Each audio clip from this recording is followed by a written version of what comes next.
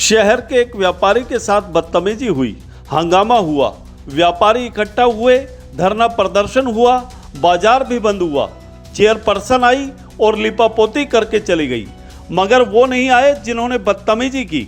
जी हाँ, यह किसी फिल्म की कहानी नहीं बल्कि अहिरवाल का लंदन कहे जाने वाले उस रेवाड़ी शहर के ऐतिहासिक मोती चौक की घटना है, जहां नगर परिषद द्वारा चलाई जा रही अतिक्रमण हटाओ मुहिम के तहत नगर परिषद के कनिष्ठ अभियंता और एक अन्य कर्मचारी पर शहर के एक व्यापारी और भाजपा के नेता के साथ बदतमीजी करने का आरोप लगा है।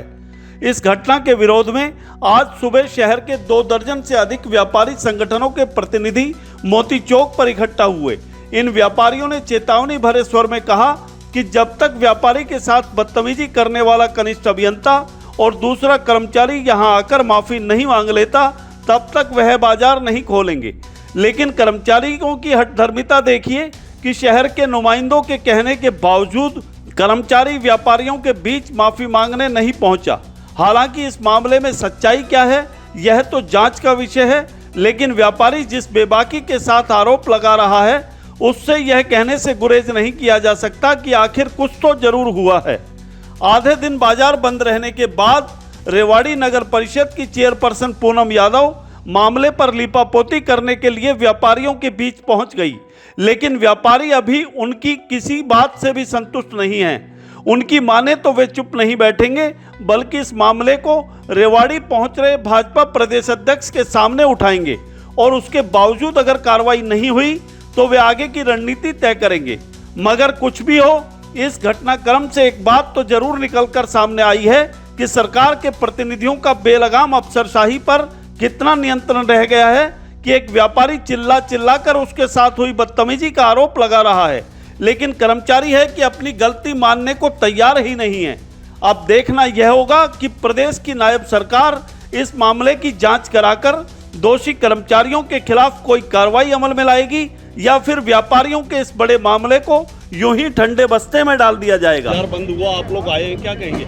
देखिए, हमारी नगर परिषद टीम ने एक अभियान चला रखा है हम लोगों ने कि अतिक्रमण मुक्त करें हम शहर को।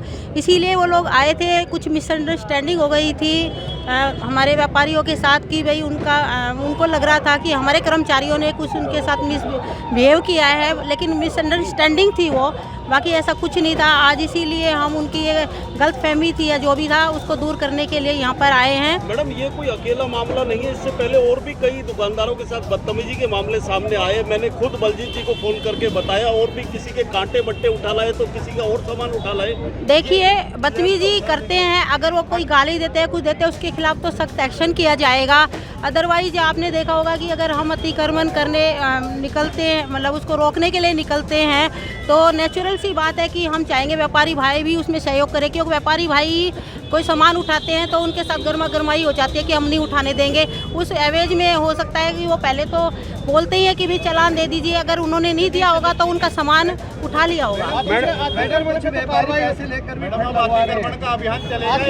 खिलाफ बताइए, अतिक्रमण को कैसे हटाएंगे? अतिक्रमण तो है, देखो, अतिक्रमण को हम सब लोग, मैं अकेली मिलकर नहीं हटा सकती, मैं सबके सहयोग से हटेगा। जब हमारे सभी व्यापारी भाई, जो हमारा एक परिवार है, वो सब मिलकर के चाहेंगे कि हमारा शहर साफ सुथरा सुंदर दिखे, तो ही अतिक्रमण हट सकता है। बाकी हमारा जो अतिक्रमण की जो टीम है वो निरंतर आती रहेगी और अतिक्रमण को ऐसे ही हटाती रहेगी। तो मैं यही कहूँगी सब लोग इसमें सहयोग करें। मैडम, बहुत से ऐसे दुकानदार हैं, बार बार बात सामने आती है कि दुकानदार रेडी वालों से पैसा लेते हैं और अपनी दुकानों का आगे अतिक्रमण करवाते हैं। इसको कैसे कार्रवाई करें? देखो, उसको देखेंगे। अभी आपने बताया है, लेकिन मैं तो ये कहती हूँ कुछ इस तरह की बातें तो मतलब इनको ही करनी चाहिए व्यापारी भाइयों को कि भाई जो इस तरह का कर रहे हैं उनको ना करें। मैडम, एक बड़ी बात कि व्यापारी कह रहे थे कि माफी मांगे या सस्पेंशन की बात उनकी तरफ से आई, व्यापारियों की तरफ से। लगता नहीं कि कर्मचारी आप लोगों से, सरकार से बड़े हो गए कि वो टच से मस नहीं हो रहे, बिल्कुल ढीठ हटधर्मिता कहीं इसको? नहीं, ऐसी कोई बात नहीं है। हमारे आए हैं, वो कर्मचारी आए हैं ना साथ में हमारे। वो नहीं आए जिनको बुलाया गया था?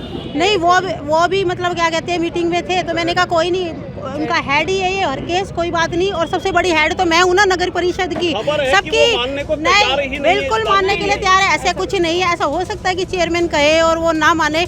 ये जब एक बात बताओ, जब नगर परिषद का हेड ही आ गया तो आपको और बताओ, वही सवाल जवाब कर रहे हैं। व्यापारी तो पक्ष में है अतिक्रमण हटाने के, लेकिन आपके पीछे तो अभी भी जो है ना अतिक्रमण बहुत भारी है। कब तक पूरी तरह सफाई? देखो, जब तक सफाया नहीं हो जाता, निरंतर प्रयास अपना रहेगा और नगर परिषद की टीम आती रहेगी। मैं भी आज आप लोगों के माध्यम से बार बार यही कह रही हूँ, सभी व्यापारी भाइयों को कह रही हूँ कि सामान अपनी हद में रखो, अपने शटर तक ही रखो। देखो, मैं तो यही कहूँगी शटर तक रखो, बार बार मैं कह रही हूँ। मैंने न्यूज़ में भी ये दिया था, अभी थोड़े दिन पहले भी मैंने न्यूज़ में ये बोला था, न्यूज़पेपर में आप लोगों ने पढ़ा होगा कि भाई सब लोग अपनी शटर में अपनी हद में सामान रखें, और उसके बावजूद भी लोग मान नहीं रहे हैं। देखो, अगर अपने शहर को साफ सुथरा रखना है तो सबको सहयोग करना वोट होगा। बैंक की राजनीति तो काम नहीं कर रही है। देखो, नहीं, वोट बैंक की कुछ नहीं है। अगर वोट बैंक की राजनीति होती तो अभी पता ही है आपको, हमने रेलवे रोड पे भी कितना नाले वाले बनवाए हैं, कितनी दुकानों का भी वो किया है। इस तरह की बातें नहीं, हमें शहर की तरफ सोचना है, लोगों की तरफ सोचना है।